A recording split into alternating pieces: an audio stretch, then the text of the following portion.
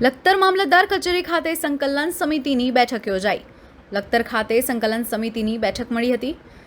લખતર મામલતદાર કચેરી ખાતે પ્રાંત અધિકારીની અધ્યક્ષસ્થાને બેઠકનું આયોજન કરાયું હતું. બેઠકમાં રોડ, રસ્તા, પીવાના પાણી, પીજીવીસીએલ, નદીના પાળાનું કામ, સ્પીડ બ્રેકર જેવા પ્રશ્નોની રજૂઆત કરવામાં આવી હતી. બેઠકમાં લખતર મામલતદાર, તાલુકા વિકાસ અધિકારી સહિત વિવિધ વિભાગના અધિકારી ઉપસ્થિત રહ્યા હતા. લખતર મામલતદાર કચેરી ખાતે તાલુકા સંકલન સમિતિની મીટિંગ યોજાઈ હતી. જે બેઠક લખતર મામલતદાર કચેરીના મીટિંગ હોલની અંદર વઢવાણ લખતર પ્રાંત અધિકારી નિકુંજ કુમાર ધુણાના અધ્યક્ષસ્થાને આયોજિત હતી. જે બેઠકમાં તાલુકાના વિવિધ પ્રશ્નો અંગે સંબંધિત અધિકારીઓ સાથે ચર્ચા પણ થઈ હતી.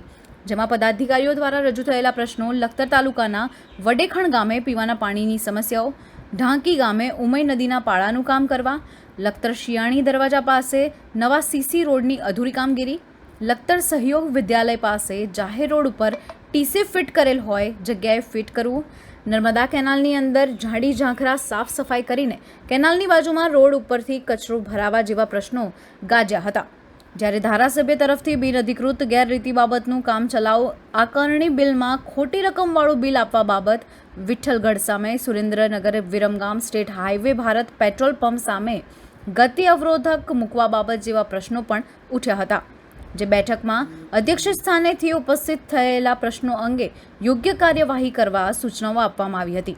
જ્યારે હાલમાં ચોમાસાની સિઝન દરમિયાન કોઈ કર્મચારીઓને અધિકારીઓની પરવાનગી સિવાય હેડક્વાર્ટર ન છોડવા પ્રાંત અધિકારી દ્વારા સૂચના આપવામાં આવી હતી.